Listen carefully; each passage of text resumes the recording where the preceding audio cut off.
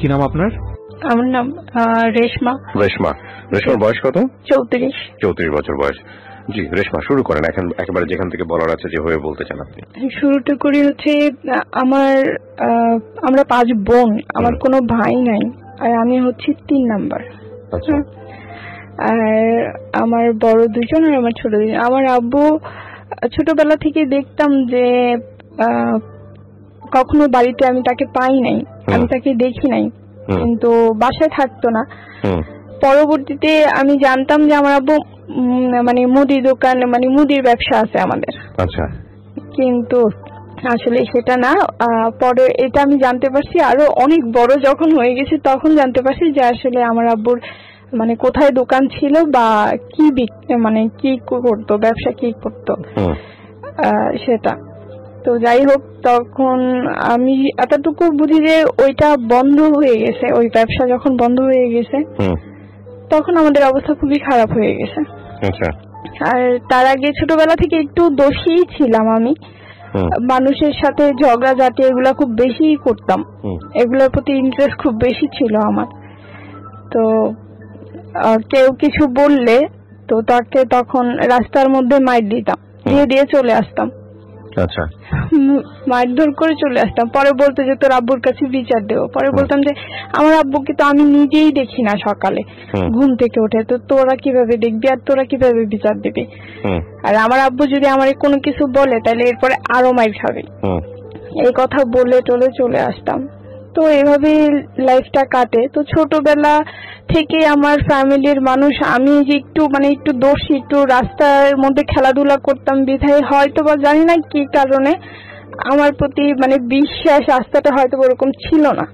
মানে কার? ফ্যামিলি মেম্বারদের বলতে কি আমার মার বিশেষ করে ওরকম এটা ছিল না। তো ছোটবেলা আমাদের সম্পর্কে মানে আমার ফুফাতো বোনের আপনার ননাসের ছেলে, তো সম্পর্কে আমার মামা হয়। তো উনাকে নিয়ে উনি আমাদের সাথে খেলতো।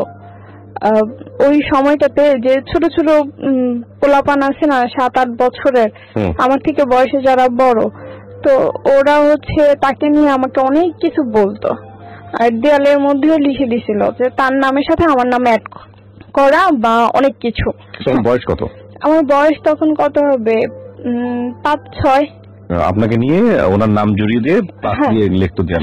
লিখতো। তো আমার মা কোনো কিছু চিন্তা ভাবনা না করে না আমাকে অনেক মারছিল। এই জিনিসগুলি আমার খুব মনে আছে যে আমাকে অনেক মারছিল, আমার হাতের মধ্যে অনেক মারছিল। পরে আমি বলছি যে আমি তো জানি না এগুলি কি লিখছে বা এগুলি কিভাবে কে লিখছে সেটা তো জানি না। পরে যখন জানতে পারছে তখন কে লিখছে বা কি আসে বিষয়, আগে আমাকে মারছে, তারপরে এটা যাচাই করতে গেছে যে আসলে কে বলছে বা কে লিখছে। পরে যখন যাচাই করতে গেছে, তো যাচাই করার পরে ওদের ফ্যামিলি থেকে টিচার দিছে, বিচার করছে। পরে ওই ভাড়াটিয়া এখান থেকে চলে গেছে। তো এরপর থেকে তার সাথে আমি আর যখন আস্তে আস্তে বড় হতে থাকি, তো আমার ওই মামার সাথে আমার কোনো রকমের কোনো কথাবার্তা বা কোনো কিছু হয় না। সে আসলে আমি শরমাইতাম বা আমার কথা বলতে ভালো লাগতো না। আর ছেলেদের সাথে এমনিতেও পরে কথা বলো, যে মাইর খাওয়ার পরে কথা বলা বন্ধ করে দিয়েছিলাম, যে বলবো না, কারণ ওদের জন্য মাইর খাইতে হয় এই কারণে। তো এগুলা বন্ধ করে দেওয়ার পরে আস্তে আস্তে যখন বড় হই, তখন মনে হয় যে আপনার ক্লাস 6-এ পড়ি, এইরকম একটা সময়ে তো আমারও উঠতি বয়স, আর হচ্ছে সেও মোটামুটি বড় হয়ে গেছে আমার ওই মামা। তো উনি আমাকে পছন্দ করতো। তো আমি ওই সময়ও আমি জানি না যে আসলে পছন্দটা কি জিনিস বা এগুলি সম্পর্কে আমার কোনো নলেজই ছিল না। পরে একদিন ওনাকে আবার আমার এলাকারই আমার আন্টি, তারপর হচ্ছে আমার যারা তো বোন ছোটটা আছে, ও আবার অনেক পছন্দ করতো। তো সম্পর্কে মামা হইতো কিন্তু তারপরও পছন্দ করতো। পরে একদিন উনি আমাকে একটা ফুল দিছে। তো আমাকে ফুলটা দেওয়ার আগে উনি বলছিল যে আমার বোন বা আমার আন্টি বলছিল যে মামা এই ফুলটা কার জন্য আনছেন? বলছে আমি যাকে ভালোবাসি এই ফুলটা যার হাতে দেখবা মনে করবা যে আমি তাকেই ভালোবাসি, তার জন্যই আনছি। তো এগুলা বলার পরে ওরা মানে দেখতেছে যে আসলে কাকে দিবে ফুলটা, কার জন্য আনছে। পরে ফুলটা আমার হাতে দেখছে দেখার পর ওনারা বলছে যে আল্লাহ, এত ছোট মেয়ের লাস্টে দিয়া, মানে পছন্দ করার মতো আর কাউকে পাইলো না, এত ছোট একটা মেয়েকে। পরে আমার মেজো আপু পরে আমাকে বলতেছে ফুলটা কার কাছ থেকে নিয়েছে, আমি বলছি যে মামা দিছে। পরে বলতেছে ওর ফুলটা ওকে ফেরত দিয়ে দাও, কারণ যেহেতু আমার বোনের বান্ধবী ওরা ছিল তো ওরা তো সবই জানে। বলছে যে ফুলটা ফেরত দিয়ে দাও। আমি বলছি আচ্ছা ঠিক আছে। পরে আমি গোলাপটা ফেরত দিয়ে দিছি। পরে আমি বলছি যে নেন আপনি গোলাপ, আপনার কাছে দিয়ে দিলাম, আমার এই ফুলের দরকার নেই। আমার আপু বলছে এটা ফেরত দিয়ে দিতে, ফেরত দিয়ে দিয়েছি। তো তারপরে উনি অনেক কষ্ট পাইছে। তখন আমি জানি না যে আসলে ভালোবাসা কি। পরে বলতেছে যে তুমি ফুলটা ফেরত দিয়ে দিলা। বলছি যে হ্যাঁ, এটা রাইখে আমি কি করবো, এটারই তো আপনি যার জন্য আনছেন তাকে দেন। পরে যাক এগুলি সব চলে গেছে। তো এইভাবেই আর কি আমার সময়গুলি কাটছে।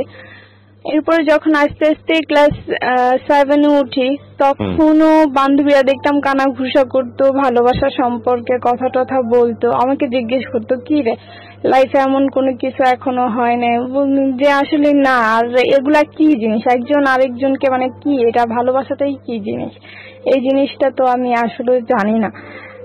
পরে রাস্তা দিয়ে যাওয়া আসার সময় অনেকেই বিরক্ত করতো এলাকার, আর ওদের বাড়ি পর্যন্ত গিয়ে আমি বিচারও দিয়ে আসতাম যে আমাকে রাস্তার মধ্যে কিছু বললে। পরে গিয়ে তাদেরকে বিচার দিয়ে আসতাম, যাই যে যাইতেছি আপনার বাড়িতে গিয়ে বিচার দিয়ে আসতে।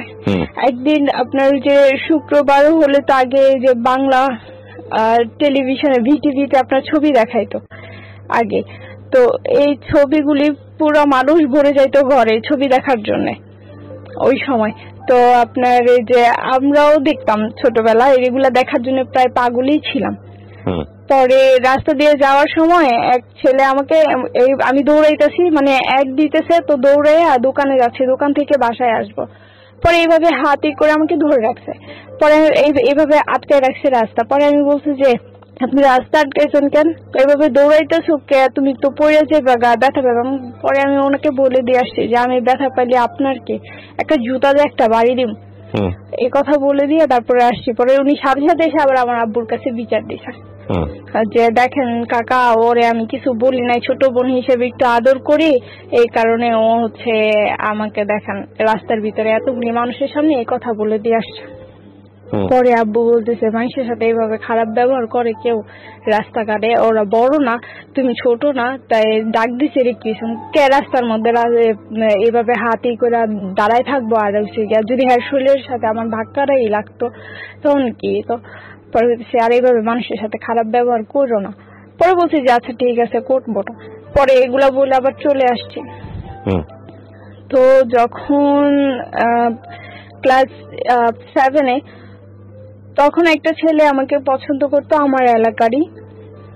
আর ও আমাকে পছন্দ করতো কি, ও অনেকের সাথে রিলেশন ছিল, মানে আমাদের বাড়ির পাশের বাড়ির অনেকের সাথে রিলেশন ছিল। আর এগুলি আমি পিএমগিরি করছি, এইসব সম্পর্কে আমি পিএমগিরি করছি। আমাকে দিয়েই করাইছে, এটা গিফট আইনা দিত তাদেরকে, আমাকেই দেখাইতো এগুলি। তো আমি বলতাম যে এটা না ওইটা। আবার ওর আন্টির কাছেই পড়তাম, মানে প্রাইভেট পড়তাম, তো আন্টির কাছেই পড়তাম, তো একসাথেই পড়তাম মাঝে মধ্যে। আবার কোনো সময় বেচ সময় আলাদাও ছিল।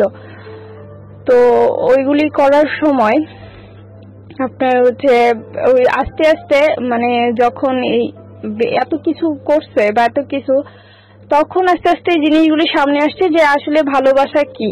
তখন বুঝতে পারছি, যেহেতু পিয়নগিরি করতেছি, একজনের চিঠি আদান প্রদান করতেছি, তার মানে তো একটু নলেজ হয়েছে তখন।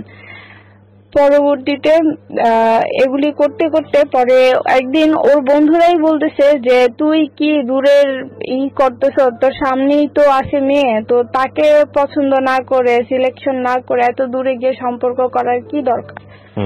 পরে বলতেছে যে কাছে কে, কয়ে যে ওরে দেখোস না, ওকে দেখতে শুনতে কম। পরে দিছে ও যে দোষী, ওর যে ডাইনি, রাস্তাঘাটে কি নাকি কয়ে বয়, এটা কি কোনো গ্যারান্টি আছে, ওর তো কোনো বিশ্বাস নাই। কয়টা আস্তে আস্তে পরে ঠিক হয়ে যাবো দেখবি। পরে একদিন আমাকে প্রপোজ করে, আমাকে প্রপোজ করছে। পরে বয়স কত তখন আপনাকে যখন প্রপোজ করেছে? আমার বয়স, আমি তখন ক্লাস 7-এ পড়ি। আর কি। অ্যাকচুয়ালি বয়সটা হয়তো কত হবে, 15-16 হবে এইরকম। পরে আমাকে বলতেছে, পরে আমি বলছি যে এইগুলা কি, পরে বলতেছে হ্যাঁ আমি তোমাকে পছন্দ করি। উনি সম্পর্কে কি হতো আপনার জানেন? ও হচ্ছে আমার সম্পর্কে আমার মানে পার্শ্ববর্তী ঘরে, মানে আমাদের বাড়ির আগে ওদের বাড়ি, তারপরে সম্পর্কে কি হয়? ভাই। মানে কেমন ধরনের ভাই? এমনি এলাকার ভাই। হ্যাঁ, এমনি রক্তের কোনো কিছু না আর কি।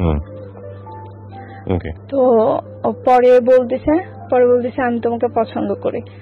পরে আমি বললাম যে এটা কেমন কথা, তুমি কয়জনের সাথে রিলেশন করো এগুলি সব আমি জানি, আর আমার বান্ধবীও তোমাকে পছন্দ করে সেটাও আমি জানি, এই সব কিছু আদান প্রদান আমিই করছি, তারপরে তুমি আবার এই কথা কেমনে বলো?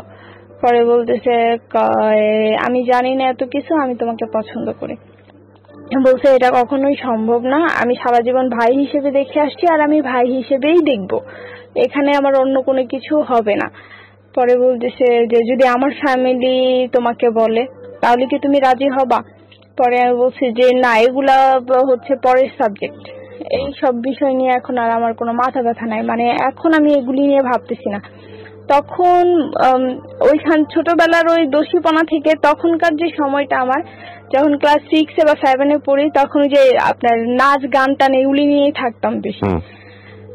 তো খুব ভালো নাচতেও পারতাম, অনুষ্ঠানও করতাম বাড়িতে, তো ওগুলির প্রতি মানে মনোযোগটা একটু বেশিই ছিল, এই উগ্র এইসবের প্রতি না। পরে আমি তাকে বলছি, পরে ও আমার মেজো আপুকে আবার ও বলছে এই কথা যে এরকম আমার বাড়ি থেকেই তাহলে আমার মা বিয়ের প্রস্তাব দেবে। পরে আমার মেজো আপু বলছে যে না, শুধু একজনের চাওয়াতে তো হবে না, চাইতে হবে দুইজনকেই। ও যদি রাজি থাকে আমি ওর সাথে কথা বলবো, যদি ও রাজি থাকে তাহলেই তো হবে, আর যদি রাজি না থাকে তাহলে তো হবে না। এ কথা বলার পরে সে মানে আমার পিছনে মানুষ লাগায় রাখছে। আমি যখন যেখানে যাই, আমি কার সাথে কথা বলতেছি, কি করতেছি না করতেছি, ও সব ফলো রাখতেছে।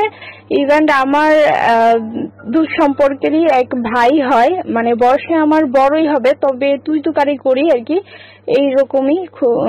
ওর সাথে কথা বলতে দেখে ওকে নিয়ে গেছে, মানে আমার সাথে যাকেই কথা বলতে দেখবে ও তাকেই মারবে, ওর ধরনটা ছিল এইরকম। ওর বয়স কেমন ছিল? ওর বয়স, ও আমার চাইতে বড়, মানে আমার মেজো আপুর এজ আর ওর এজ সমান। আপনার চেয়ে কতটুকু বড়? আমার চাইতে প্রায় 5-6 বছরের বড় হবে। পরে এই কথা বলার পরে আমি পরে ভাবলাম যে না, ও তো যাকে না তাকেই ধরে মারবে, যদি আমার সাথে কথা বলে তাহলে তো এটা ওর ফ্যামিলিরে জানাইতে হয় বা বিচার দিতে হয়, কারণ জিনিসটা তো গাড়াই যেতেছে এইভাবে লুকায় রাখতে রাখতে। পরে এই ব্যাপারে এর আগে কি করছে, আমার আম্মুকে ওই যে যখন চিঠি আদান প্রদান করে দিতাম, যখন পিয়নগিরি করতাম, তখন আমার আম্মুকে ওর আম্মু ডেকে বলছে, মানে ওই যে আমার ওই ভাই, ওর আম্মু ডেকে বলছে এরকম তোমার মেয়ে আমার ছেলের সাথে সম্পর্ক করে, এটা সেটা। ঢাকায় নিছে আমার মাকে আর আমার বড় বোনকে। ঢাকায় নেওয়ার পরে ওদেরকে অনেক কিছু বলছে, ওই মহিলা আবার অনেক পাজি খারাপ, পরে অনেক কিছু বলছে। পরে আমার মা বলছে, আমার মা ওইখানে কিছু বলে নাই, শুধু এতটুকু বলে আসছে যে মেয়ে মানুষ, আমি জিজ্ঞেস করে নেই, করলে করতেও পারে, আমি এত গ্যারান্টি দেই না, কারণ মেয়ে তো, আর এখনকার বয়স হচ্ছে উঠতি বয়স, করলে করতেও পারে।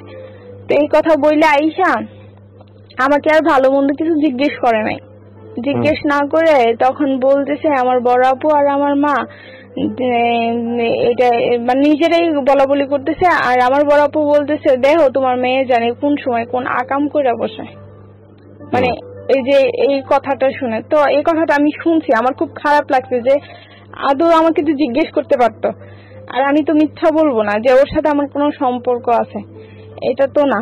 তো আমাকে কিছু জিজ্ঞেস না করে আমার উপরে এত বড় একটা কথা বলে দিছে, এই কথাটা আমার খুব খারাপ লাগছে, আমার অনেক কষ্ট লাগছে তখন যে আমার ফ্যামিলির মানুষেরই আমার প্রতি বিশ্বাস নাই।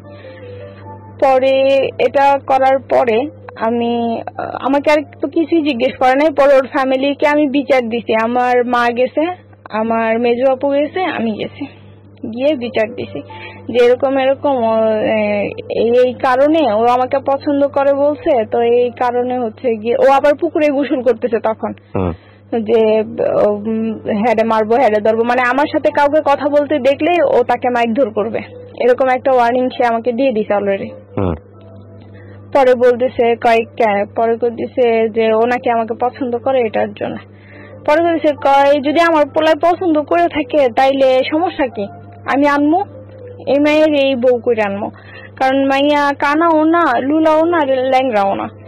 আমার পোলায় যদি পছন্দ করে থাকে তাহলে আলহামদুলিল্লাহ আমি এই মেয়ের এই বউ করে আনবো।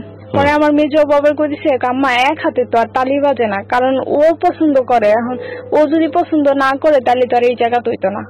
এটাও কথা। পরে আমার জিজ্ঞেসে যে তাহলে তুই কি করছ? পরে আমি কইছি না আম্মা, আমি ওরে ভাই হিসেবে দেখে আসছি, ওই আমার ভাই, এছাড়া আমাদের মধ্যে আর কোনো সম্পর্ক কোনো সময় হইব না। পরে এই কথা বলার পরে ওর মা ওরে ডাইকা বলতেছে যে এরকম এরকম তোমার নামে বিচার আসছে, তুমি কি করছো, আর যেটা বলছো ওটা কি সত্যি নাকি? এখন ও তো চায় না, তাই তোমার চাই এত কোনো লাভ নেই। পরে ছোট বোন, আমার ছোট 5 নম্বর বোন যেটা, ওইটাকে নিয়ে হচ্ছে আমি ইয়েতে গেছি, স্কুলে গেছি, তখন ওইখানে আমাকে আটকাইছে, প্রাইমারি স্কুলে পড়তে নিয়ে যাই, তো ওইখানে আমাকে আটকাইছে, আটকে দিয়ে বলতেছে যে তুমি, আমার মা তো বলছিল বিয়ের প্রস্তাব দিছিল, তুমি না করে দিছো কেন? আমি বলছি যে আমি না করবো না, আমি তো পছন্দ করি না। আপনি তখন প্রাইমারি স্কুলে? না, আমার ছোট বোন, আমি তো ক্লাস 7 এ পড়ি। তারপরে ও আমাকে আটকে সেখানে বলতেছে যে তোমারে তো আমার বাড়ি থেকে প্রস্তাব দিছেই, তুমি না করে দিছো কেন? পরে আমি বলছি যে আমি ভালোবাসি না, সেই কারণে আমি না করে দিছি, কারণ এই সমস্ত লাইনে আমি, আপনি বলছেন? হ্যাঁ, এই সমস্ত লাইনে আমি এখনো যাই নাই, আর কোনো না কোনো দিন তো কারোর সাথে সম্পর্ক করবাই।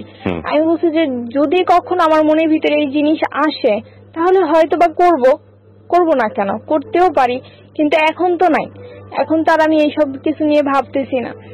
পরে বলতেছে তুমি কাজটা ভালো করো নাই, তুমি না করে দিছো, আমার ফ্যামিলি গেছে। কিছু করতো, ছেলেটা কিছু করতো ওই সময়টাতে? না, ওই সময়ও কিছু করতো না, পেশায় কিছুই করতো না, শুধু ওই যে গিটার টিটার এগুলি নিয়ে পড়ে থাকতো আর কি, যখন যেমন চাইতো তখন তাই করতো। ঠিক আছে, এইরকম। তো পরে এই কথা বলার পরে ও বলতেছে আচ্ছা ঠিক আছে, এই কাজটা তুমি ভালো করো নাই।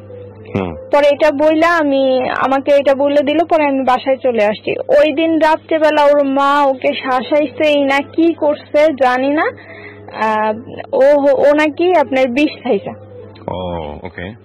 বিষ খাইছে, তো এগুলো আমি কিছুই জানি না। বিষ খাইছে, বিষ খাওয়ার পরে নাকি রাত্রে 2টা বাজে ওকে নিয়ে হসপিটালে গেছে, ও আশ করায় নিয়ে আসছে। তো ওই যে না করে দিছি, তার ছেলে এই কাজ করছে, এটাই হচ্ছে তার মানে আমার দোষ। আর হচ্ছে এটা নিয়েই উনি অকথ্য ভাষায় মানে গালাগালি, মুখে যা আসছে তাই বলছে, ইভেন আমার বোনদেরকে, আমাদেরকে, মানে আমাকে, আমার ফ্যামিলিকে যা ইচ্ছা তাই বলছে। তো অনেক বছর এটা নিয়ে ওনাদের সাথে আমি কোনো কথা বলি নাই, কোনো কিছু বলি টলি নাই, কোনো সম্পর্ক ওরকম আর ছিল না। পরে এটা চলে আসছি। তো আপনার হচ্ছে যখন আমি ক্লাস 8 এ উঠি, তখন যে আন্টির কাছে আমি পড়তাম, ওই আন্টির আপনার বিয়াই হয় আর কি, বিয়াই হয় সম্পর্কে। তো সে হচ্ছে আপনার পেশায় হচ্ছে একজন গিটারিস্ট। হ্যাঁ, তার বড় বড়, যেহেতু ব্যান্ডের সাথে জড়িত, তার এমন চুল ছিল অনেক বড় বড়। তো তাকে সে আর কি ইটি করতো, গান টান করতো, অত আসতো, কথা টথা বলতো। পরে একদিন তার ইয়ের জন্য আমাকে একটু বলছিল যে এরকম এরকম, আমি ক্লাস 8 থেকে তখন ক্লাস 9 এ উঠছি আমি। আর ও যে মেয়েকে পছন্দ করে সেই মেয়ে ক্লাস 10 এ পড়ে, মানে আমার এক ক্লাস সিনিয়র সে। তো তখন হচ্ছে আপনার 9 আর ক্লাস 10, 9 এর একজন আর পরীক্ষার হলে আর 10 এর একজন বসায়। আচ্ছা। তো আমি ক্লাস 9 এ, ও ক্লাস 10 এ। তো এইভাবেই করতে করতে আপনার হচ্ছে পরে বলতেছে যে এরকম, আমার এই আন্টি যার কাছে আমি পড়ি, প্রাইভেট পড়ি, সে আন্টি বলতেছে এরকম এরকম তোদেরকে একটা কাজ দেবো। বলছি আন্টি কি কাজ দেবেন? বলতেছে যে এরকম এরকম, ও তো একটা মেয়েকে পছন্দ করে, আর মেয়েটা হচ্ছে তোদেরই ক্লাসের একসাথে মনে হয় পরীক্ষা দিবে, ক্লাস 10-এ পড়ে। নাম টাম সব বললো, মেয়ের বিবরণ দিয়ে দিল। পরে বলতেছি যে কোন শাখার কথাও বলে দিল। বলার পরে বলতেছে যে ওই মেয়েটাকে দেখবি, যে আসলে মেয়েটা দেখতে কেমন। পরে বলছে যে আচ্ছা ঠিক আছে। তো পরীক্ষার হলে আমি আর আমার বান্ধবী দুইজনই, মানে আমার সিট সামনে আর আমার বান্ধবীর সিট হচ্ছে পিছনে। আর আমার বান্ধবীর সামনে হচ্ছে গিয়ে আবার ওই মেয়েটা বসা, মানে ওর সিট আর আমার বান্ধবীর সিট একসাথেই পড়ছে। ওর ক্লাস 10-এ, আমার বান্ধবী 9-এ। তো আমরা দেখছি, এখন আমার বান্ধবী ওকে দেখা তাকাই গেছে, মানে মেয়েটা খুবই সুন্দর, অনেক সুন্দর দেখতে। পরে দেখা তাকাই আছে। আমি পরীক্ষার হলে পরীক্ষা দেওয়া বাদ দিয়ে ওর দিকে তাকায় থাকলে স্যার তোমার খাতাটা লয়ে যাবো। পরে চুপ করে রয়েছে, অনেক সুন্দর তো, দেখলে দেখতেই মন চায়। পরে আমি কি এমনি তাকায় থাকো না। পরে সত্যি সত্যি স্যার আইসা ওর খাতাটা নিয়ে গেছে, কারণ দেখছি যে ঘাড় ঘুরাই রাখছে ওই পাশে, মনে করছে যে ওটা দেখা লিখতেছে। পরে যখন স্যার দেখলো যে না, ও ক্লাস 9-এ পড়ে, ও ক্লাস 10-এ পড়ে, পরে বলতেছে আবার খাতাটা দিয়ে দিছে, ওরে আবার কিছুক্ষণ পানিশমেন্টও দিছে। তো আমি বলছি, পরে আন্টির আমি বললাম যে আন্টি দেখছি মেয়েটা অনেক সুন্দর। পরে বলতেছে আর ওই সময় আপনার হচ্ছে আমাদের স্কুলে একটা কনসার্টের আয়োজন করা হয়েছিল। তারপরে ওই যে ছেলেটার জন্য যে কথা বলতে করছিলাম, পরে ওই ছেলেটাকে আবার আমার ভালো লাগছে। আপনার পিছনে ঘুরতো? না না না, তাহলে ওই যে কনসার্ট করে আমার আন্টি। আপনার জন্য বিষ খাইলো, ওর কি অবস্থা? ওর অবস্থা ওর মতো। বিষ খাওয়ার পর আপনার সঙ্গে যোগাযোগ নাই? না না, আমার সঙ্গে যোগাযোগ নাই। ওই যে অকথ্য ভাষায় তার ফ্যামিলি গালাগালি করছে, এরপরে তো একটা দূরত্ব এমনিতেই তৈরি হয়ে গেছে। আচ্ছা। পরে গিয়ে ওই ছেলেটাকে, পরে আমি যার সাথে লাইফে জড়াইছি সে হচ্ছে, আপনি জড়ালেন কিভাবে? মানে যার সাথে আপনি লাইফে জড়ালেন, মানে এই যে এটাই, মানে ওই যে পরীক্ষা দিতে গেছে না, তো ওই থেকে পরে আমাকে বলছিল যে কনসার্টে হবে, তো ওই মেয়েটার কে বলতে যে ওই ছেলেটা ওই মেয়েটাকে পছন্দ করে। পরে আন্টি আর আমাকে এটা শিখাই দিছে। পরে আমি বলছি যে এরকম এরকম, ওই মেয়েটাকে গিয়েই বলছি যে আপু আপনার নাম কি এটা? পরে বলতেছে হ্যাঁ। পরে আমি বলছি আপনি ওনাকে চিনেন? পরে বলতেছে হ্যাঁ চিনি। পরে আমি বলছি যে উনি তো আপনাকে অনেক পছন্দ করে, আমাকে বলতে বলছে সেটা। পরে ওই মেয়েটা বলতেছে যে ওনাকে গিয়ে বইলো আপু যে ও আমার পায়ে স্যান্ডেলেরও যোগ্য না। আপনাকে রিপ্লাই দিছে এটা? হ্যাঁ, আমাকে এটা। পরে আন্টিরা আমাকে বলতেছে যে জিজ্ঞেস বলছিলাম। পরে আমি বলছি যে হ্যাঁ বলছি। আসলে কি ছেলেটা পছন্দ করতো? হ্যাঁ, আসলে অনেক পছন্দ করতো। ছেলেটা আপনাকে বলছে? হ্যাঁ, এটা আন্টি সবার কাছেই বলছে। আপনি তো শুনেন না নিজের কানে? আমি নিজের কানে শুনি নাই, কিন্তু পরে যে যখন তাকে রিপ্লাই উত্তরটা আন্টি দিতেছিল, তখন আমরা সামনে, মানে আমরা পড়তে বসছি তো তখন। পরে বলতেছে যে এরকম এরকম, তুমি তো এরকম মানুষকে পছন্দ করছো, এখন কয় উত্তর কি দিছে? পরে বলতেছে ওদের কাছে উত্তর দিছে তুমি নাকি তার স্যান্ডেলেরও যোগ্য না। আচ্ছা। পরে এই কথাটা শুনে ছেলেটা অনেক কষ্ট পাইছে, মানে চোখের পানি টলটল করতেছিল আমাদের সামনেই তখন। পরে দেখলাম যে উনি ওনার কষ্টটাকে হাইড করে গিয়ে উনি হাসতেছে, মানে চোখের পানিটা নিচে পড়তে দিল না, উনি হাসতেছে। ওনার এই জিনিসটা দেখে আমার খুব, মানে আমার মনটা তখন একটু নরম হয়ে গেছে ওনার প্রতি, যে মানুষ এরকমও হয়, এত কষ্টের পরে কিভাবে নিজেকে হাইড করে নিল। পরবর্তীতে এইভাবেই পরে আস্তে আস্তে আস্তে তখনই আপনার ওনাকে ভালো লাগে? হ্যাঁ, ওনাকে ভালো লাগছে। আস্তে আস্তে আপনার হচ্ছে ইয়েতে গেছি, অনেকেই আমাকে অফার করছে এমনি, কিন্তু আমার জন্য কোনো বিয়ের ঘর কোনোদিনও আসে নাই ভাইয়া। তো যখন আসছে উনি পরে নানান ভাবে, মানে রং নাম্বারে ফোন দিয়ে দিয়ে আমি ওনার সাথে কথা বলতাম। আচ্ছা। আর এই সুবাদে হচ্ছে আমাদের একটা জায়গা রাখতে গিয়ে আমার মা অনেক টাকা ঋণ করে ফজা। তো এত টাকা ঋণ করে, ঋণের বোঝা এত যে 2006 সালে আমি 2007 সালে এসএসসি পরীক্ষার্থী ছিলাম। আমি 2006 সালেই আমার লেখাপড়াটা বন্ধ করে দিতে হয়। আমার লেখাপড়াটা বন্ধ করে দেয়। আমার আব্বুর অনেক ইচ্ছে ছিল আমাকে একজন লয়ার বানানোর। আর ওনার কথাতেই আমি তখন আর্টস নিয়ে লেখাপড়া শুরু করি। যখন ক্লাস 9 এ উঠি তখন তো সাবজেক্ট আপনার ভাগ করে দেয়া হয়, আর্টস, কমার্স, সায়েন্স। তো আর্টস নিয়ে লেখাপড়া করি, যেহেতু বাবার ইচ্ছে একজন লয়ার বানাবে সেই ক্ষেত্রে। তো ক্লাস 9 থেকে যখন ক্লাস 10 এ উঠবো তখন আমার লেখাপড়াটা বন্ধ করে দেয় আমার ফ্যামিলি। বলতেছে যে তখন যে জায়গা কিনছে অনেক টাকা ঋণ করছে এই কারণে। পরে বলতেছে যে এইভাবে তুই করতে পারতেছি না, তো একজনকে ভর্তি করলে আবার আরেকজনকে ভর্তি করতে পারতেছি না। পরে বলতেছে তোমার ছোট বোনকে ভর্তি করি, সামনের বছর তোমাকে ভর্তি করাই দিব। শুধুমাত্র 800 টাকার জন্য আমাকে তখন ভর্তি না করে আমার ছোট বোনকে ক্লাস 7 থেকে 8 এ ভর্তি করে। আর আমাকে হচ্ছে ক্লাস 9 এ আমার পড়ালেখাটা ওইখানে বন্ধ করে দেয়। তখন আমি সবেমাত্র ক্লাস 10 এ উঠছি, ভর্তিটা তখনই হবে। পরে বন্ধ করে দেয়। তো এরপরে আমাকে যখন বন্ধ করে দেয় আমার পড়ালেখা, তো এরপর আমার আব্বু বলে যে আমার মেয়ের পড়ালেখাটা তো বন্ধ করে দিল না, আমার মেয়ের ভবিষ্যৎটা নষ্ট করে দিলা, আমার মেয়ের জীবনটাই শেষ করে দিলা। এই কথাটা আমার আব্বু বলছে।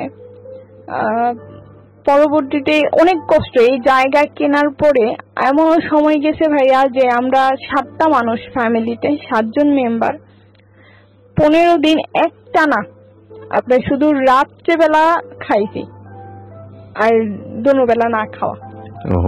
অথচ আমার ফ্যামিলিতে কোনো দিনও আমার আব্বু কষ্ট কি জিনিস আমাদেরকে বুঝতে দেয় নাই ছোটবেলা থেকে, কিন্তু এই জায়গা কেনার পর থেকেই এইরকম। পরে আমার ফ্যামিলিতে আমার আত্মীয় স্বজনরা পাশাপাশি বাড়ি ঘর, তো সবাই আমাদের চুলাতেই রান্না করতো, আমাদের গ্যাসের চুলাতেই সবাই রান্না করতো। কিন্তু কেউ, আমার ফুপু, আমার যারা বলেন যেটি বলেন, কেউ আমাদেরকে এক থাল ভাত দিয়ে জিজ্ঞেস করে নাই। আমার ছোট বোনটা তখন মনে হয় 7 বছরের, ও শুধু না খেয়ে থাকতো সারাদিন, শুধু রাত্রে খাইতো। তা আমাদের পাশের এক চাচি আছে, উনি আবার জিজ্ঞেস করতো যে আরে মা কিছু খাইছো? পরে বলতো হ্যাঁ খাইছি আন্টি, আলুর ভর্তা আর ডাইল রান ছিল মায়ে, ওগুলা দেয়া ভাত খাইছি। আসলে কিন্তু কিছু নাই ঘরে খাওয়ার মতো। তো এইরকম পরিস্থিতিও কাটাইছি। তখন খুবই খারাপ অবস্থা। তারপরে গিয়ে ওকে যখন ওর সাথে আমার রং নাম্বারের কথা হইতে হইতে তখন ও এক সময় জানতে পারে যে আমি ওই মানুষ যে ওর সাথে রং নাম্বারে কথা বলতেছি। পরবর্তীতে আমাদের মধ্যে 6 সালে একটা রিলেশন তৈরি হয়। আচ্ছা। আর রিলেশন বলতে তখন আমি তাকে বলছিলাম যে হ্যাঁ আমি তো কাকে ভালোবাসি সেটা আপনি জানেন। পরে বলতেছে কাকে ভালোবাসো বলো। আপনি জানেন সেটা, আমার আর নতুন করে বলার কোনো দরকার নেই। পরে বলতেছে যে হ্যাঁ আমি জানি সেটা আমি। বলছি তো জানেনি, তাইলে তো আর আমাকে এটা জিজ্ঞেস করার কোনো দরকারই নাই আপনার। আর এর ভিতরে তো আমার লেখাপড়াটাও অফ। আচ্ছা। পরে তার সাথে অভাবের কারণে তো আমি তার সাথে যোগাযোগ করব কিভাবে, যেহেতু লেখাপড়া করি না, তো তার সাথে তো আমি বাইরে কোথাও গিয়ে যোগাযোগ করতে পারবো না, দেখা সাক্ষাৎও করতে পারবো না। পরে আমি একটা গানের ক্লাসে ভর্তি হই ওনার সাথে দেখা করার জন্য গানের ক্লাসে ভর্তি হই। তারপর নিজের ইচ্ছে ছিল একটা গান শিখবো এই কারণে, কিন্তু ম্যাক্সিমাম সময়টাই মনে করেন যে ওনার সাথে দেখা করেই পার করে দিয়েছি, গানের ক্লাসে ওরকম ভাবে যাওয়া হয় নাই। কিন্তু বাড়ি থেকে তো জানতাম আমি গানের ক্লাসেই গেছি। আচ্ছা। পরে যখন গানের ক্লাসের নাম করে করে যায় দেখা করতাম, এর ভিতরে একদিন ওই যে ছেলেটা আমার জন্য বিষ খাইছে ও জেনে গেছে যে আমি ওকে পছন্দ করি। গিয়ে দেখে ফেলছিল আমাদেরকে ওর দোকানের মধ্যে, দেখা ফেলা। তারপরে এই জিনিসটা ওর মাথার ভিতরে ঢুকছে তখন যে ও এখানে কি করে, তার মানে এখানে কোনো কেমিস্ট্রি অবশ্যই আছে। পরবর্তীতে এই কথা বলে ও যখন জানতে পারে যে সিরিয়াসলি আমরা দুজনের প্রতি একটু সিরিয়াস হব, ও জানতে পেরে ও হচ্ছে বলছিল এটা যে মামা আমি যাকে পছন্দ করি আপনি তাকে, যার জন্য আমি বিষ খাইছি, আপনি ওই মেয়েকে কিভাবে অ্যাকসেপ্ট করলেন, আর আপনি তাকে বিয়ে করলে আমি তাকে মামি কিভাবে বলবো। এই কথা বলার পরে ও আমার সাথে আর কোনো যোগাযোগ করে নাই। ওকে আপন ভাগিনা ছিল না? আচ্ছা। ও আমার মানে আপন না, কিন্তু আবার আপনের চাইতো আবার কমও না। ও আর আমার সাথে কোনো যোগাযোগ করে নাই। আপনার বয়ফ্রেন্ড যোগাযোগ বন্ধ করে দিয়েছে? হ্যাঁ, যোগাযোগ সে বন্ধ করে দিয়েছে। এরপরে 2008 সালে সে আমাকে ফোন দিয়ে একদিন বলতেছে যে এরকম এরকম আমার তো বিয়ে ঠিক হয়ে গেছে, ফ্যামিলি থেকে আমার বিয়ে। 6 সালে আমাদের সম্পর্ক, 8 সালে সে বিয়ে করে ফেলে। তো সে বিয়ে করার পরে আমি একেবারেই অন্যমনস্ক হয়ে যাই। আমার নিজের মধ্যে কোনো কিছু কাজই করতেছিল না, যেহেতু আমার লেখাপড়াও বন্ধ, সেহেতু ও বিয়ে করে ফেলছে। তো আমার মানে অন্যরকম একটা পরিস্থিতি হয়ে গেছিল, মনের মধ্যে কাজ করতো যে আমি একটা কিছু করে ফেলবো। তখনও সুসাইড করার চিন্তা ভাবনায় ছিলাম যে করতেও গেছি কয়েকবার, কিন্তু আমি তো জানি যে আমার এই সম্পর্কের কথা অলরেডি সবাই জানে, পুরো এলাকার বেশিরভাগ মানুষই জানে। তো তখন যদি আমি কিছু করি তো সবার আগেও যে ওই ছেলেই বলবে, ওই ছেলের ফ্যামিলি বলবে যে ওর মেয়ে বিষ খেয়ে মরছে, ওই ছেলে বিয়ে করে ফেলছে এই কারণে। তো আমি তো মরে যাব, এটা শেষ, রফা দফা হয়ে যাবে। কিন্তু আমার আব্বু যে বেঁচে থেকেও মরে যাবে, এই কথাগুলি কিভাবে সে মেনে নেবে? সে তো এটি সহ্য করতে পারবে না। এগুলির কারণে আমি আর কিছু করি নাই। যতবারই কিছু করতে চাইছি আমার আব্বুর জন্য আর করতে পারি নাই, কারণ আমি আমার আব্বুকে অনেক বেশি ভালোবাসি। পরে ওইখান থেকে আমি আর কিছু করলাম না আমার লাইফে। আমি একেবারেই চুপচাপ, একেবারেই স্তব্ধ হয়ে যাই। আমি অনেক কান্নাকাটি করছি, আর আমাকে সবাই বুঝেছে যে তুমি ওকে জিজ্ঞেস করলা না কেন যে ও তোমার সাথে এরকম কেন করলো। আমি বলছি যদি আমি সত্যি ভালোবেসে থাকি বা আমার ভালোবাসা যদি সত্যি হয়ে থাকে, ও কোনো না কোনো একদিন আমাকে অবশ্যই বলবে, আর আমার কাছে মাফও চাইবে। পরে বলতেছে ওর পরে জানতে পারি যে ওর একটা মেয়ে হয়েছে, প্রথম আপনার মেয়ে হয়ে মেয়ের হার্টে ব্লক হয়েছে। ব্লক হওয়ার কারণে সে ওই মেয়েটা মারা গেছে। পরে একদিন রিক্সার মধ্যে সে আমাকে বলছে কথা, তুমি শুনছো? পরে আমি বলছি পাপ কখনো বাপকেও ছাড়ে না। আমি ওনাকে এই জবাবটা দিয়ে আসছিলাম, আর আমি নামাজ পড়তে বসেও কান্নাকাটি করতাম আর বলতাম যে আল্লাহ গো, আমার মনটা যে ভাঙছে কোনো কারণ নেই। তখন তো আমি জানি না তো কি কারণে সে এরকম করছে, যে ভাঙছে তার বিচার তুমি করো, তার সে যাকে সবচেয়ে বেশি ভালোবাসবে ওই ভালোবাসা মানুষটাকে তুমি কারে নিয়ে যাও, যাতে সে বুঝে যে ভালোবাসা হারাইলে কেমন লাগে, ওই মানুষটাকে কষ্ট দিলে কেমন লাগে, এই জিনিসটা তাকে বোঝায়ও। তো আমি জানি না আদৌ এই ডাক কবুল হয়েছে কিনা, কিন্তু তার আমার মনে হয় যে হয়ে গেছে কবুল। পরবর্তীতে যখন একাকিত্ব সময় থাকে, এর ভিতরে আমার জ্যাঠাতো বোন মানে মেজু, ওর হাজবেন্ড, তারপর হচ্ছে ও, মানে রাস্তার ভিতরে আমার ওই জ্যাঠাতো বোনের হাজবেন্ডের সাথে ওই আকাশ আমাকে দেখছে। আচ্ছা, আকাশ নামে একটা ছেলে? হ্যাঁ, সে আমাকে দেখছে। দেখার পরে সে জিজ্ঞেস করছে এই মেয়েটা কে? সে বলছে যে ও তো হচ্ছে আমার শালিকা হয়। এটাই, কিন্তু তখন আমি জানি না, আমি তাকে চিনিও না। তো পরবর্তীতে বলছে ওকে আমার ভালো লাগছে। এইটাই হচ্ছে মানে সূত্র। এই সূত্র ধরেই আমার জ্যাঠাতো বোন, তারপর হচ্ছে তার হাজবেন্ড ওই আকাশের কাছ থেকে আমাদের ফ্যামিলিতে অভাব অনটন, খাবার নাই, এটা নাই সেটা নাই, এগুলো বলে বলে অনেক টাকা পয়সা খাইছে। ওকে, মানে ওর কাছ থেকে নিয়ে আসতো? হ্যাঁ, নিত আমাদের কথা বলে, আর ও দিত। ঠিক আছে, ও দিত, কিন্তু এগুলি কিছুই আমি জানি না। ওকে, আমি এই সম্পর্কে কিছুই জানি না। আর ওই আকাশকে হচ্ছে গিয়ে আবার একজন এলাকারই একজন প্রতাপশালী লোক, সে হচ্ছে ছোটবেলা থেকে পালছে, নিজস্ব কোনো বাড়ি ঘর এখানে কিন্তু নাই, কিন্তু ওই লোকের দাপটে সে আমার সাথে যা করার করছে। অনেক টাকা পয়সা ছিল আর অনেক আদর করতো, তো এই কারণে আরো বেশি করতে পারছে। পরে এই কথা বলার পরে ওনারা টাকা পয়সা খাইছে, এটি করছে। একদিন আমাকে নিয়ে গেছেন আমার জ্যাঠাতো বোন বড়টার বাড়িতে ঢাকাতে, ও তো ওর বাড়িতে আমরা সবাই বেড়াতে যাই। সেই সুবাদে হচ্ছে আস্তে আস্তে একটু দেরি হয়ে গেছিল। পরে আমার ওই দুলা ভাই আর আমার ওই বোন বলতেছে যে এরকম এরকম তুমি হচ্ছে গিয়াতে এত রাত্র হয়ে গেছে, এখন আর বাড়ি যেতে হইব না, কালকে সকালেই যাও, আজকে তুমি এদিকেই থাকো। পরে আমি বললাম যে না, আমি তো কোনোদিনও মানে বাইরে কোথাও গিয়া ঘুমাই নাই, আমার অন্য কোথাও ঘুমানোর অভ্যাস নাই, আমার ঘর ছাড়া আমার ভাল লাগে না, আমি থাকতে পারবো না। পরে বলতেছে যে সমস্যা না। আমি কই না, আব্বু রাগারাগি করবো, আব্বু অনেক টেনশন করবো। পরে বলতেছে টেনশন করবে না, আমি কাকারে ফোন দিয়ে বলে দিতেছি। তো আমার আব্বুরে ফোন দিছে, ফোন দিয়ে বলতেছে কাকা এরকম এরকম, তো অনেক রাত্র হয়ে গেছে এই কারণে আর নিয়ে আসলাম না, তো আজকে রাত্রে থাকুক, সকালবেলা আমি আবার বাড়িতে দিয়ে যাবো না। পরে আব্বু বলছে থাকবো, পরে কইতেছে থাকবো, কারণ আমার আব্বু আমার সম্পর্কে জানে যে আসলে আমি থাকুই না মানুষ না ওইখানে। পরে কইতেছে রাখতে পারবা ওরে, জোরাজুরি যদি থাকতে না চায় তাহলে লয়ে পড়ো। না না থাকবো, সমস্যা নেই। পরে কইছে আচ্ছা ঠিক আছে তাহলে সকালবেলা আইনা দিয়ে যাও। পরে ওইখানে ওই রাতটা আমি থাকছি। ও পরের দিন সকালবেলা মানে সারা রাত্র ওই বাড়িতেই ছিলাম।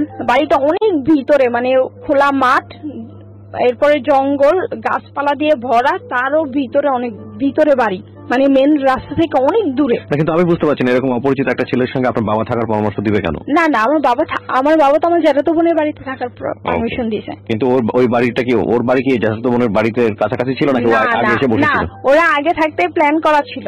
আপনি তো জানতেন যে আপনি এই ছেলেটার সঙ্গে? না, আপনিও জানতেন না? ওকে, তাহলে ছেলেটা আসলো কিভাবে?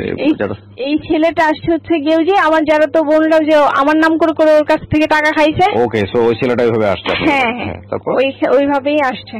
তো এরা তো প্ল্যান করেই রাখছে। ততদিনে তো আপনি ওই ছেলের সঙ্গে বোধহয় সম্পর্কে জড়াই গেছেন নাকি? তখনও জড়ান নাই? না না। Okay fine. হ্যাঁ, তখনও জড়াইনি, আমি তো জানতামই না এই বিষয়ে। আর ওরা যে টাকা পয়সা খাইতেছে আমি এগুলোও কিছু জানতাম না। ওকে, তারপর পরে ওই দিন রাত্রিবেলা কোনো কিছু হয় নাই, তো এগুলো তো অন্যদের প্ল্যান করাই ছিল। রাত্রিবেলা কোনো কিছু হয় নাই। আপনার সকালবেলা যখন ঘুম থেকে উঠছি, হাত মুখ ধুইছি, পরে দোকান থেকে চা এনে দিছে, পরে চাটা খাইছি। এখন আমি রেডি হব, আমি বাসায় চলে আসব। আমি বলতেছি যে আমি বাসায় চলে আসবো, আমি আর ওইখানে থাকবো না। পরে বলতেছে আচ্ছা যাইবা, তোমার বাইরের দোকানটা বন্ধ করুক, একটু পরেই তোমার বাড়িতে নিয়ে দিয়ে। তা আমি দোকানে যাই, যা তোমার বাইরে পাঠাই দিতেছি, তোমার বাইরে তোমার বাড়িতে নিয়ে দিয়ে আসবো। মানে আমার জ্যাঠাতো বোন এই কথা বললো আমাকে। আমার জ্যাঠাতো বোন এই কথা বলার পরে তো বাড়ি খালি, বাড়িতে আর কেউ নাই। আমি এক রুমে বসেছিলাম, তো একটু পরে দেখি একটা ছেলে ঢুকলো ঘরে, মানে আকাশ ঢুকলো ঘরে, ঘরে ঢুকার পরে সে বাইরে থেকে, পরে আমি জানি না কে কি করছে, দরজাটা বন্ধ করে দিছে, মানে ছিটকিনি আপনার লাগাই দিছে বাইরে থেকে। বাইরে থেকে ছিটকিনি লাগাই দেওয়ার পরে সে আমার সাথে অনেক বলা নাই, কথাবার্তা কিচ্ছু না, শুধু মানে আমার সাথে মানে ধস্তাধস্তি শুরু করে দিছে। তাই বলছে আপনি কে, মানে আমি যে ওইখান থেকে চিল্লাম দেব, চিল্লাইলেও কেউ শুনবে না, কারণ ওইখানে বাড়িঘর নাই সামনে। পরে আমার সাথে এরকম করতেছে, আমি তো আপনাকে চিনি না, আপনি কে, আর আমার সাথে এরকম করতেছেন কেন, আমার বোন কই, আমার দুলাভাই কই। পরে বলতেছে যে সমস্যা নাই, তুমি আমারে চিনো না, আমি তো তোমার চিনি, তুমি তো আমার কাছ থেকে টাকা পয়সা নিছো। আচ্ছা। পরে আমি টাকা পয়সা নিচ্ছি মানে? হ্যাঁ, তোমার ফ্যামিলিতে এই সমস্যা প্রবলেম, কিস্তি দিতে পারে না, তোমাদের ঘরে খাবার নাই, এগুলি বলে তো তুমি তোমার বোন রে দিয়া তো আমার কাছ থেকে টাকা পয়সা নিয়েছো। পরে আমি বলছি আমি তো আপনাকে চিনি না, আপনি কে সেটা তো আমি জানি না, আপনাকে তো আমি চিনি না, তাহলে আমি কিভাবে নিলাম? আপনি কি কোনোদিন আমার নিজের হাতে দিছেন, আমাকে দিছেন? না, তোমার বোনের হাতে দিছি। আমাকে তো তাহলে তাকে গিয়ে ধরেন, আপনি এই সমস্ত ব্যাপারে তো আর আপনি আমাকে কিছু বলতে পারেন না, যেটা আপনি আমাকে সরাসরি দেন নাই। পরে এই কথা বলার পরে সে আমার সাথে অনেক জোরাজুরি করে, ইভেন সে আমাকে একটা সময় গিয়ে সে আমাকে করে ওইখানে। এই প্রথম ভাইয়া কেউ আমার শরীর করে। পরে যে আমার তখন অবস্থা খুবই খারাপ হয়ে যায়। পরে আমি বলতেছি যে আমি চলে যাব এখান থেকে, আমি এখানে থাকবো না, আমি চলে যাব। পরে ও বের হয়ে গেছে, পরে দেখলাম কে মনে হয় দরজা খুলে দিছে, ও বের হয়ে গেছে। পরে আমার বোন এসে বলতেছে যে যা হয়েছেই, মানে এরকম বুঝালো যে তারা কিছু জানে না, এই ব্যাপারে। তো তাদের দরজা বন্ধ করলো কে আর খুললো কে, তারা কিছু নাই জানে। পরবর্তীতে কান্না করতেছে, বলতেছে বাড়িতে এই সমস্ত ব্যাপারে কিছু বললো না, যা হওয়ার হয়েছে, আমি দেখতেছি এই জিনিসটা। পরে আমি আর বাড়িতে কাকে কি বলবো, কারণ তখন যে আমি ওর বিরুদ্ধে কোনো অ্যাকশন নেবো, আমার ফ্যামিলি ভাত খাইতে ভাত পায় না, আমি কিভাবে নেবো? কারণ আমার ফ্যামিলির তো ওরকম টাকা পয়সা কিছু নাই। পরে আমি কোনো অ্যাকশন বা কোনো কিছু নেই নাই। এরপর থেকে ও সব সময় আমাকে ব্ল্যাকমেল করে যাচ্ছে যে এরকম হয়েছেই তো, তাইলে আমাকে কেন বিয়ে করবে না। ছেলেটা বিয়ে করতে যাচ্ছে আপনাকে, আকাশ? হ্যাঁ, আমাকে কেন বিয়ে করবে না। বলছি যে না, আমি বিয়ে করব না, যা হয়েছে তো আমার লাইফে হয়েছেই, কিন্তু তারপর আমি বিয়ে করব না। তো আমি আর আমার বান্ধবী মিলে কোথাও ঘুরতে যাচ্ছিলাম, ওই সময় রাস্তার ভিতরেও আমাকে আটকাই দিছে। পরে আটকাই বলতেছে রিক্সা থেকে নামো, রিক্সা থেকে আমাকে নামাই দিছে। বলছে যে রিক্সা থেকে কেন নামবো, বলতেছে নামো, রিক্সা থেকে নামো, নেমে আসো। পরে পরে বলতেছে রাস্তাঘাটে মানুষ দেখতেছে, ভালোই ভালোই নেমে আসো। পরে নামছি রিক্সা থেকে, নেমে আমি আর আমার বান্ধবীকে একটা ঘরে নিয়ে গেল।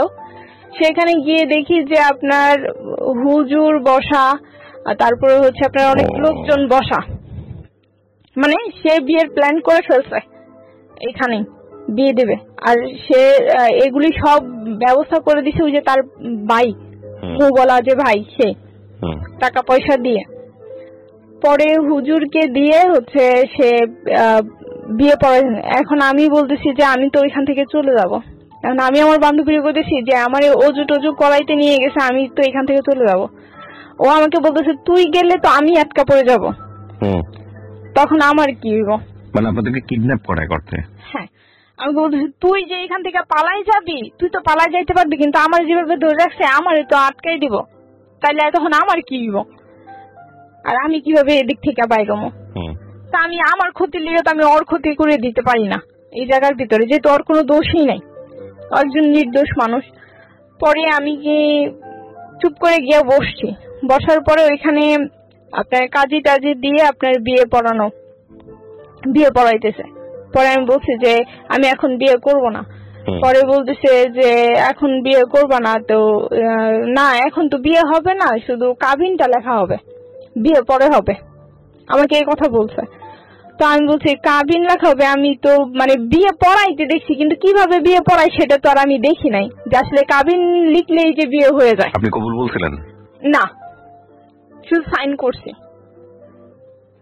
সাইন করলে বাংলাদেশের রাষ্ট্রীয় আইনে বিয়ে হয়ে যায়, কিন্তু আপনি কবুল বলেন নাই। আপনি আপনাকে জোর করেও বলানো হতো তাহলে বিয়ে হতো না। আমি যতদূর জানি এটাই সম্ভবত নিয়ম। শুধু সাইনটাই করাইছিল ওনারা আমাকে দিয়ে। পরে বলতেছে যে তোমার কিচ্ছু বলতে হবে না, তুমি শুধু এখানে একটা সাইন করো। তাও আমি মক্কর ধরছিলাম যে আমি করবো না, কিন্তু তারপরেও বলছে যে করো। পরে সাইনটা করাটার পরে ওইখান থেকে চলে আসছি আমি। তো হুজুর ওইখানে ওই কাজী সাহেব বলতেছিল যে এই বিয়ে টিকবে না, অদূর ভবিষ্যতে এই বিয়ে টিকবে না, কারণ এটা যে পরিস্থিতিতে বিয়েটা করাইছে আসলে এই বিয়েটা কোনো বিয়েই না, আর এই বিয়েটা টিকবেও না, এই কথা বলে দিয়েছে। পরে আমি বাসায় চলে আসছি। এর ভিতরে আমার আব্বু অনেক অসুস্থ হয়ে যায় 13 সালে। আমার আব্বু প্রচন্ড পরিমাণে অসুস্থ। আমার আব্বুর চিকিৎসা যে করাবো ওই টাকাটাও ছিল না ভাইয়া, যে কিভাবে চিকিৎসা করাবো। তো যে বিয়ে করাইছে ওই যে আমার ওই ভাসুর সম্পর্কে, যে আমার ভাসুর হয়, সে হচ্ছে আমার আব্বুর চিকিৎসার সম্পূর্ণ খরচ দিছে। আর এর ভিতরে আমার এই মেজো আপুর বিয়ের সময় আপনার বাবা কি বললো এই বিয়ের খবর জেনে? আমার আব্বু তখন অনেক অসুস্থ। যখন আমার এই বিয়ের খবরটা শুনে আমার আব্বু অনেক অসুস্থ। তখন থানা পুলিশ করে নাই? না, আমার আব্বু যে বললাম ভাত খাইতে ভাত পাই না, থানা পুলিশ কিভাবে করবে? আর আমার আব্বু তো অসুস্থই হয়ে গেছে। আপনার ভাই ছিল কোনো বড় ভাই? না, আমার কোনো ভাই নেই। ওকে, আমরা 5টা বোনই। পরবর্তীতে এই করে আমার মেজো আপুর বিয়ের সময় আমার ফ্যামিলি কিছু টাকা ঋণ করে। আচ্ছা। তো সেই ঋণ শোধ করবে কিভাবে? আমার যারা তো বোন বড়টার কাছ থেকেই টাকা নিছিল। তো আমার ওই বড় যারা তো বোন আর কি অনেক কিছু বলছে আমার আব্বুকে, যে টাকা নিয়ে টাকা দিতে পারে না, উনি দিছিল। পরে উনি আবার অনেক কিছু বলছে, আমার আব্বু অনেক কান্না করছে। তো আমার আব্বু বলছিল যে জায়গাটা বিক্রি করে দেই, যে এই জায়গা কিনে এত কষ্ট এত সমস্যা, এই জায়গাটা বিক্রি করে দেই। তো আমার মা বলছে যে না, এই জায়গা বিক্রি করবো না, জায়গার ভিতরে কি আছে আমি দেখা ছাড়বো। ঠিক আছে, পরে এই জায়গা বিক্রি করে নাই। আর আমার আব্বুর এমন অবস্থা, তাও আমার মা জায়গা বিক্রি করবে না, যে আমার আব্বুর চিকিৎসা করাইতে পারতেছি না, তাও আমার আম্মু জায়গা বিক্রি করবে না। পরে উনি আমার ওই ভাসুরি আমাকে টাকা পয়সা দিয়েছে। আমি 40 দিন পর্যন্ত আমার আব্বু জীবিত ছিল। ওকে। 40 অসুস্থ হওয়ার 40 দিন, একেবারে যেদিন পুরো 40 দিন ওই দিনই আমার আব্বু মারা গেছে 13 সালে। আচ্ছা। আমার আব্বু মারা গেছে, তো যেদিন আমার আব্বু মারা গেছে ওই দিন ওইটা আমার সাথে ফিজিক্যালি কিছু করছে। যেদিন আমার শোক, আমি আমার জীবনের সবচেয়ে প্রিয় মানুষটাকে হারাই ফেলছি ওই দিন।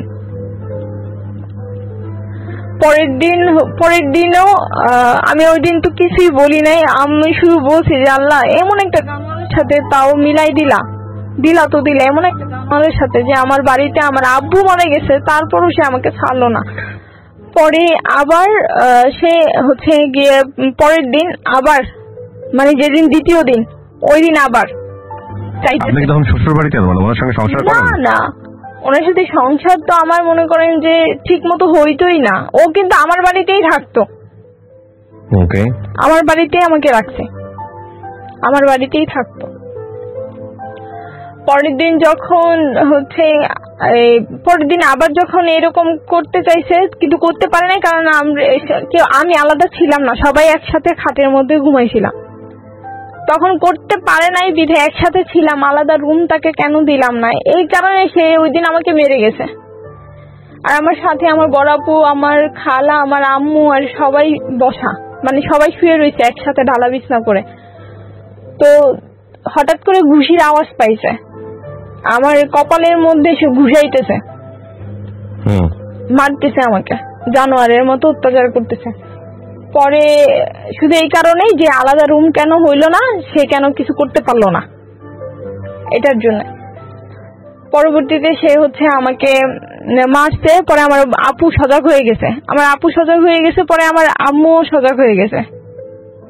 পরে আমাকে ওইখানে মাইরা টাইরা রাইখা তারপরে সে চলে গেছে। চলে যাওয়ার পরে সে হচ্ছে আপনার পরে যেদিন 4 দিনের খরচ করবো আমার আব্বুর, ও সেদিন আসছে। পরে আমার যারা তো বোন বলতেছে যে কি জানি কয়, ও বাড়িতে গিয়ে বলছে তোমার না কেমন ভাবে মাইরা গেছে। পরে আমি বলছি যে এই যে নাকের ফুল এই যে খুইলা ফালাই দিলাম, আমি মনে করবো যে আমার হাজবেন্ড নাই, মারা গেছে। আমি নাকের ফুল খুলে ফেলে দিলাম। পরে কইতেছে কয় না এই করো না, ও অনেক অনুতপ্ত যে এমন একটা সময় আমরাও গালাগালি করছি, এখন কি করবা তুই।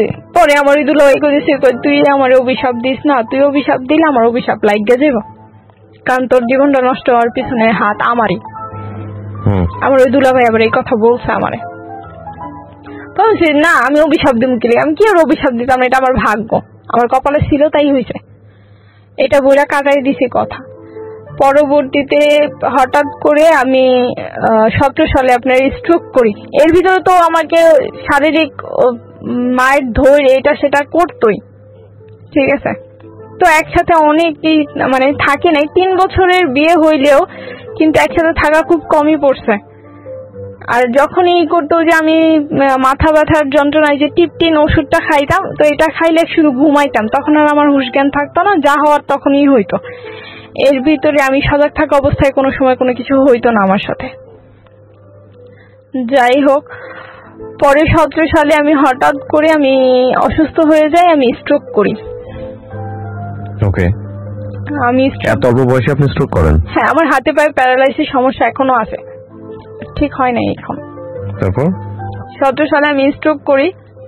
স্ট্রোক করার পরে আপনার হচ্ছে আমি অনবরত বমি করতেছিলাম। ও কিন্তু পাশে শুয়ে আছে, ঘরে ও শুয়ে আছে অন্য ঘরে, আর আমি বড় ঘরে আমাদের। ও একবারের জন্য উঠে আসে নাই, এসে দেখে নাই যে আসলে আমার কি অবস্থা, যেহেতু আমার ঘরে কোনো পুরুষ মানুষ নাই, আমাকে হসপিটালে কে নিয়ে যাবে।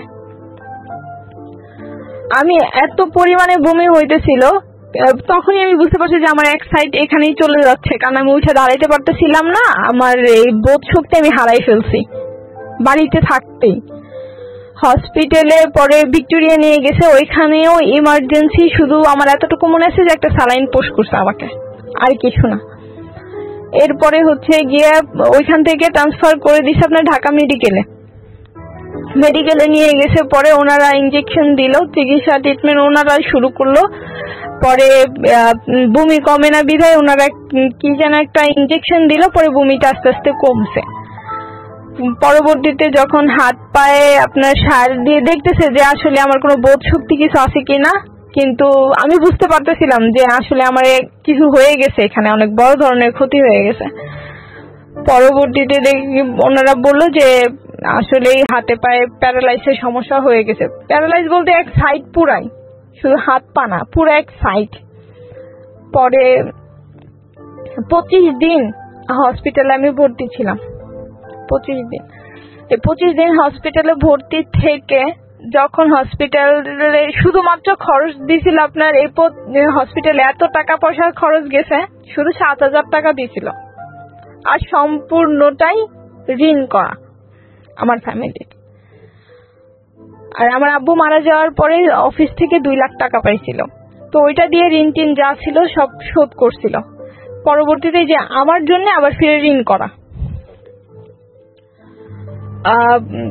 হসপিটালে 25 দিন থাকার পরে যখন আমাকে বাসায় নিয়ে আসা হয়, তখন যখন ডাক্তার রিলিজ করে দেয় যে আমার সমস্যা পায় যে আমার হার্টের বাল্বে প্রবলেম আছে, একটা ছোট হয়ে গেছে চিম্মা, যেই কারণে ব্রেনে ওই রক্তটা আঘাত করছে, পরে আমার ব্রেন স্ট্রোক হয়েছে।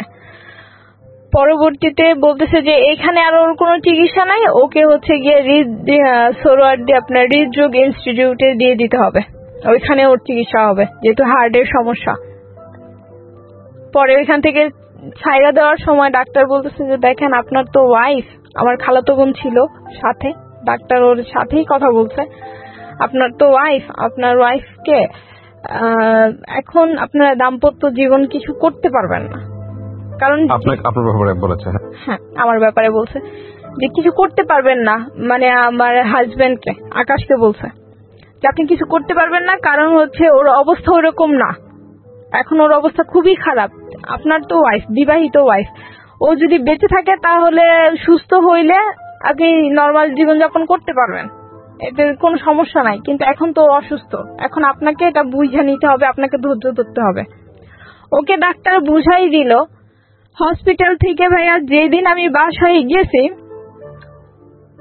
ওই দিনই ও আমার সাথে আবার, অথচ আমি নড়তে চড়তে পারি না, আমি পুরাই অসুস্থ, আমার নড়ার ক্ষমতাও তখন নাই। ওই সময় ও আবার আমার সাথে এরকম করতেছে। আমার মনে হচ্ছে আমার ভিতরে সবকিছু ছিঁড়া নিয়ে কেউ টাইনা ছিঁড়ে ফেলতেছে, এতটা পরিমাণে কষ্ট হইতেছে। পরে আমি বাম পা তো আর লড়াইতে পারি না, পরে আমি ডান পা দিয়ে একটা লাথি দিয়েছি। এরকম করার পরে ডান পা দিয়ে আমি ওকে একটা লাথি দিছি, ওকে লাথি দিয়ে সরাই দিয়েছি। তারপরেও আমাকে মারধর করছে। পরে টিকতে না পেরে আমি 17 সালে ওকে ডিভোর্স দিয়ে দিই, যে এরকম একটা জানোয়ারের সাথে সংসার করা আদৌ সম্ভব না। যাই হইতো না কেন সব কিছুর জন্য বাইরের জিদ গড়ে গিয়ে আমার উপরে মিটাইতো, আমার অনেক মারতো, জানোয়ারের মতো মারতো, এত মার তো আর সহ্য করা যায় না। পরে আমি ডিভোর্স দিয়ে দিই। আমি কাজীর কাছে যাই, যে কাজী বিয়ে পড়াইছিল তার কাছে আমি গিয়েছি। আমি গিয়ে তাকে বলছি এরকম এরকম যে আমি তো ডিভোর্স দেবো, আমাকে কাবিন নামাটা দেন। কয় তোমার যে বিয়ে পড়াইছি তখনই তো বলছিলাম যে এই বিয়ে টিকবে না, আর কাবিন নামার ওরা তো আমার বিয়ের খরচই দেয় নাই, ওই টাকাই দেয় নাই। পরে তারপরও আমি 3,000 টাকা দিয়ে পরে বলতেছে তুমি তালাক দিবে তো, তালাকের কাগজটা আমি দিয়ে দিতেছি, তুমি ওর কাছ থেকে একটা সাইন করে এই কাগজটা আমার কাছে জমা দিয়ে দিও, আমি মেয়রকে দিয়ে দেবো, আমি কাউন্সিলরের কাছে পৌঁছাই দেবো, তা একটা যেহেতু তুমি চাইতেছো না কোনো কিছু। আমি কই না, আমার কোনো কিছু, আমার টাকা পয়সাটা দরকার, আমার কোনো কিছু দরকার না, আমার শুধু ওর কাছ থেকে আমার জীবনটা ছুটানো দরকার, আমার আর কিছু দরকার নাই। পরে আমি নিজেই ওকে ডিভোর্স দিই। এর ভিতর তো কোনোদিন খোঁজ খবরও নেয় নাই। আবার থানায় গিয়ে আমি একটা জিডিও করে আসছিলাম, কারণ ও হচ্ছে আমাকে হুমকি দামকি দিত যে রাস্তায় বাইরে তারা মায়েরাম গালাগালি করতো ভাষায়। পরে আমি বলছি যে আমি থানায় গিয়ে একটা জিডি করে আসি, যেহেতু বলা তো যায় না কখন কি করে। পরে আমি জিডি করে আসছি। তো এখন বর্তমানে আমি অসুস্থ হয়েও আমার ফ্যামিলির কাছে আমি বোঝা, হ্যাঁ, ডিভোর্স দেওয়ার পরে আমার ফ্যামিলির কাছে আমি বোঝা, আমি যদি কিছু নাও করি তাও আমার বোনেরা আমাকেই দোষে। আমার বোনদেরকে কোনো কিছু বললে বা জায়গা সম্পত্তির ব্যাপারে কোনো কিছু যদি হয়ও, তো ওরা আমাকেই দোষে, আমাকেই গালাগালি করে। আমার এখন মনে হয় যে ওইখানে থাকাটাই আমার জন্য অনেক কষ্টের হয়ে গেছে, এইরকম একটা পরিস্থিতি। অথচ আমি যখন অসুস্থ হই তখনও কেউ আমাকে কোনো টাকা পয়সা দিয়ে সাহায্য করে নাই। আমি একটা চাকরি করতাম ইন্স্যুরেন্স কোম্পানিতে, সেখানকার একজন স্যার ছিল, তো উনি আমার এই যে চিকিৎসার বেশিরভাগ দায়িত্ব উনিই বহন করছে। আমার ফ্যামিলি তো সেটা পারে নাই, কিন্তু উনিই বহন করছে। আমি ডক্টরের কাছে গিয়ে এসে আমার চিকিৎসা এগুলি করাইছি। হসপিটালে গিয়েও টাকা পয়সা দিয়ে আসছে যে এটা রাখেন, চিকিৎসা করান, তারপরে দেখা গেছে যে যদি আবার কিছু লাগে তাইলে বইলেন। সবকিছু ওনারাই করছে, কিন্তু তারপর আমার ফ্যামিলি কেন আমাকেই দোষে যে এটার জন্য আমি দায়ী, ওইটার জন্য আমি দায়ী। রীতিমতো এখন বোঝা হয়ে গেছি, হাজবেন্ডকে ছেড়ে দিছি। এখন তো এখন আমি কিছুই করি না ভাই, কি করব, কারণ ওই যে হাতে পায়ে সমস্যা, আর চাকরিও করতে পারি না, কারণ না না। আমি এই গল্পটাকে বলবো যে আপনি যা বললেন, আপনার বক্তব্য সমস্তটুকু যদি সত্যি হয়ে থাকে, আমি যেটা একপাক্ষিক বক্তব্য, তাহলে এটা আসলে নির্মম পরিণতি ছাড়া আসলে কিছুই বলার নাই। হ্যাঁ, আপনার এই গল্প থেকে আসলে কি বা শেখার আছে আমাদের? তবে এটা ঠিক, আমাদের সমাজে অনেক মেয়ে কিংবা অনেক ছেলেই বিভিন্নভাবে বিনা কারণে বিনা দোষে নির্যাতিত হয়। আমরা ধরে নিব আপনার ক্ষেত্রে সেটা হয়েছে। এখন এখানে বেশ কয়েকটা বক্তব্য আছে। প্রথম কথা হচ্ছে যে এই বিয়েটা ফ্যামিলি থেকে মেনে নেওয়াটা উচিত হয়নি, কিন্তু উচিত না হলেও কি বা করার ছিল, ওনার ফ্যামিলির যে সার্কামস্ট্যান্সেস সেটা জেনে ওনার আসলে কি করা উচিত ছিল। কারণ শিক্ষণীয় বিষয় আসলে একটাই, যে বিয়েটা প্রথম থেকেই ঠিক ছিল না সেটাকে সময় বাড়ানো কোনোভাবেই উচিত হয়নি। এটা যদি জোর করে সে করে থাকে তাহলে সে আইনগত ব্যবস্থা নেওয়া উচিত ছিল। কারণ দিন শেষে দুটো মানুষ একসঙ্গে একই ছাদের নিচে একজন নির্যাতিত হয়ে একটা সার্টেন পিরিয়ড পর্যন্ত হয়তো বা টিকতে পারে, কিন্তু life long it is definitely impossible. এবং এই ইম্পসিবল ব্যাপারটাকে যত দ্রুত শেষ করা যায় ততই মঙ্গল। প্রিয় দর্শক এবং শ্রোতা, আমরা আজকের মতো এখানেই শেষ করছি। অনেক ভালো থাকুন, শুভরাত্রি।